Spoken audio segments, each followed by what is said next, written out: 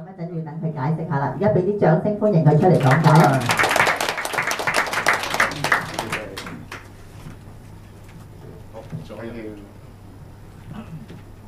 哇！平時咧成日都可以喺呢度講嘢，但係估唔到呢1/3嘅時間咧，其實係好辛苦嘅。OK， 因為平時我講嘢都好長氣咁樣。OK， 我哋用翻快少少嘅時間開始。咁通常慣例咧就係我咪要企埋去嘅咁樣。我哋慣例咧就係介紹下自己啦咁樣。咁但係介紹自己之前咧，我想簡單問一個問題。咦？冇嘅。哦，咦？點解冇咗前面嗰句嘅？唔緊要啦，好。開頭我想問嘅問題係問咩咧？就係乜嘢係宅男？係啦，成日講話宅男係咩咧？對於香港人嚟講，宅男就係應該係喺屋企成日打機啦，冇乜活動啦咁樣。咁我就係嗰個宅男 ，OK？ 咁但係你會喺度諗，哇！你條友仔喺度講嘢，又喺度行嚟行去。呢個係我嚟嘅呢個，係啊，呢個 exactly 係我。嗱，開始嘅時候咧，我點解會講話點解呢個係我咧？咁其實咧，26歲之前咧，我有一個女朋友，我拍咗7年拖嘅。咁跟住咧，我就發現咗一樣嘢，就係拍咗7年拖之後，點知同佢分開咗。咁我就嗰一日，我就對住塊鏡影咗幅相，失手啦！我望一望自己，哇！左鬼點解會咁㗎？嗱，我係咧，我以前係145磅，有6嚿腹肌，我玩體操嘅 OK。咁但係發現咗原來拍7年拖之後咧，你開始個人係會懶惰。開始乜都唔做，夜晚掛住打機、食同埋瞓，結果搞到咁嘅樣。OK， 咁我就決定咗嗰陣時要減肥啦，其中一樣嘢咁樣。可惜嗰陣時未識 Hannah 咁樣。咁然之後第二樣嘢係咩咧？就係、我發現咗自己冇乜知識，咁我就決定咗入咗一個聖地嘅。嗱，當然我講緊聖地唔係講飛鵝山啦，係咪先？咁我講緊嘅聖地係咩咧？就係講緊呢個地方係好特別㗎。基本上我覺得啲人係傻㗎，你諗下有咩可能？1年365日，9年免費教育，孭住咁大個書包返學校，仲有人喺閒情日誌去到書局睇書嘅，我覺得係傻㗎嗰陣時開始。咁但係臨尾諗下，唔係喎，既然咁多人去，一定有佢原因嘅。咁我嗰陣時啱啱又分咗手失咗戀啦咁樣，咁咪開始揾下一啲寄託咁咯。咁我走咗入去一個商務書局，企咗心靈勵志嗰一欄。我以前真係冇諗過，原來係好多唔同嘅書擺出去裏面，原來嗰啲叫工具書。咁當然我睇緊嗰啲唔係莎士比亞嗰啲國際文藝大悲劇啦咁樣。咁發現咗一樣嘢係咩咧？原來呢樣嘢係好吸引㗎，佢可以直接將佢應用喺你嘅生活裏面。咁我發現咗，可能喺你嘅銷售裏面啦，可能喺你嘅生活裏面咧都可以運用到出嚟，甚至乎可能戀愛啦，係咪先？咁我覺得好特別。咁我開始去研究啦，睇書啦。睇完書之後咧，我就喺網上面去寫一啲文章出嚟嘅。咁嗰陣時咧，咁啱得咁巧咧，好多人咧都會睇完咗啲文章會有啲 feedback 啦咁樣。我記得我有個 post，嗰個 post 係咩咧？咁我就見到有一個網站好有趣嘅，咁就叫 Mensa， 頭先啱啱提及過嘅國際高智商會。咁好特別嘅係咩咧？佢裏邊咧就係要考一個試，高過148 IQ 咧，你先可以着到呢個會嘅。咁我覺得好正喎，有啲咁嘅會嘅咩？一世人仲可以考2次添喎。咁我決定咗就去嘗試，同埋喺網上 post 出嚟，然之後問有冇人同我一齊去。網上面好多回應，但臨尾一個人都冇去同我去考呢個試。但係唯獨一個朋友，咁呢個朋友係咩咧？我喺網上面識嘅，呢家成為咗我嘅 partner， 同時間係一齊去教緊課程嘅。咁嗰個咧就係 Instant 啦，咁呢個就之後再講啦。喺個過程裏面，我就喺度諗，咦？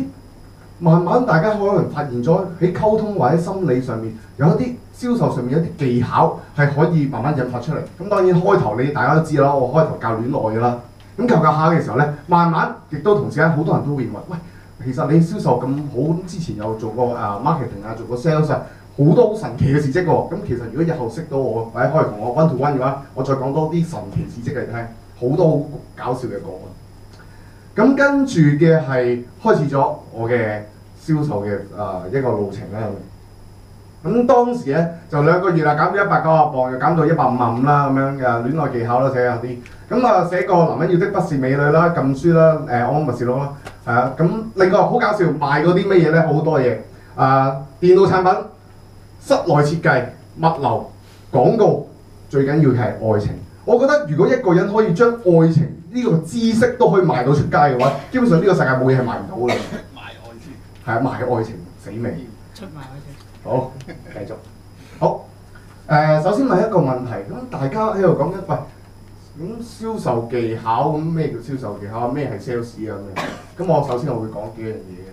喂，其實一個小朋友想扭蛋啊，其實佢都係一個銷售緊嘅喎，佢會同阿媽講，不如咁啊，我陣間乖啊，我乖嘅話，你可以俾啲錢我買去扭蛋啦，咁樣，呢個都係佢技巧嚟嘅喎。OK，咁然之後仲有 interview。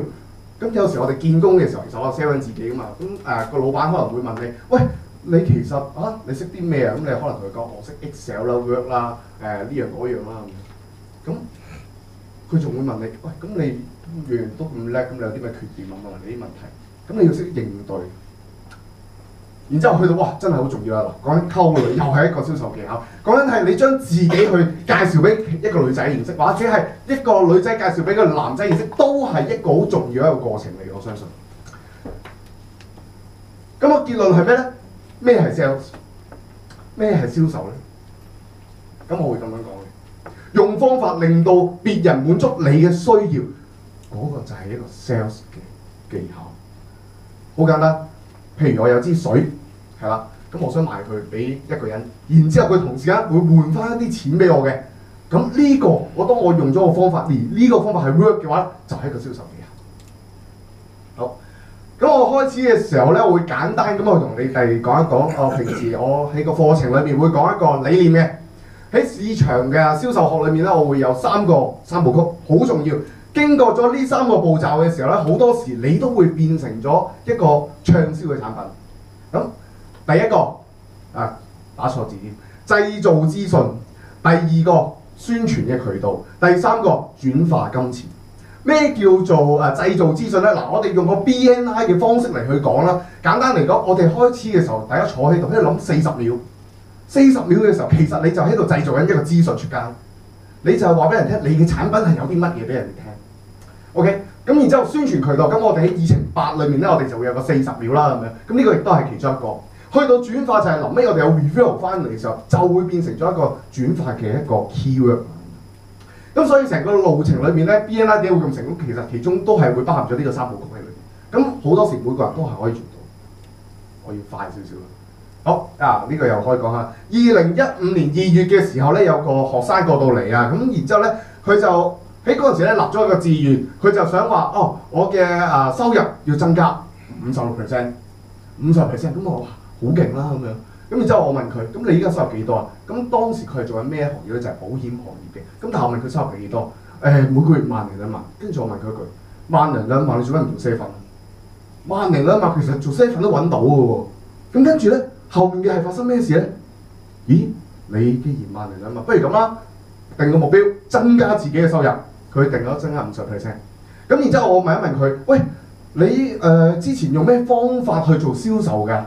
咁佢話通常都係揾啲朋友啦，一個月就見10個人左右啦。咁我就問佢10個裏面你會中幾多個？佢話1個咯。哇，咁少嘅你？咁我就再問多佢，點樣可以變成咗去到5個？佢話唔知啊，真係。咁我問佢，咁你每個人張單係幾多錢左右啊？咁佢話3000零蚊啦。我話哇，喺3000蚊你都幾大把喎咁樣。咁跟住我後面嘅發生咩事咧？我就同佢講一個方法。佢用咗呢個方法之後咧，非常好。呢家去到啱啱8月份，我哋啱啱有個學生會，佢企喺度同大家講嗰一句説話。嗰一句説話係咩咧？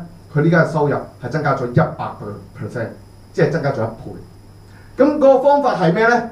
就係同佢講，千祈唔好將一張單 mark 到咁大嘅數目。其實好多人咧就係計數計到3000啊、4000啊，計到阿媽後面都有數字。其實可以係由一個小嘅開始，我哋叫 trial deal，係做一個開始。等到對方去同你認識咗先。好，咁之後咧，我都想分享一個故事嘅，剩翻1分鐘嘅時間。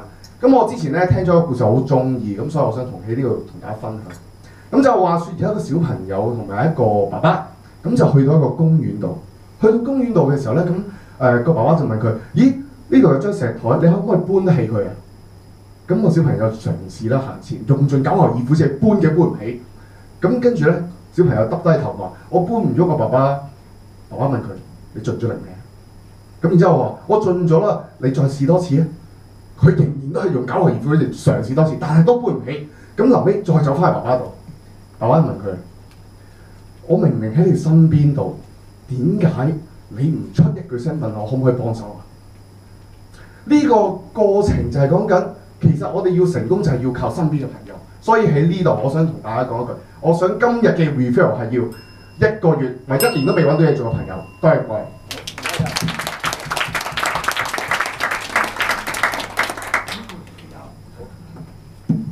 唔該晒，阿 Wood，哇，唔係咁嘅。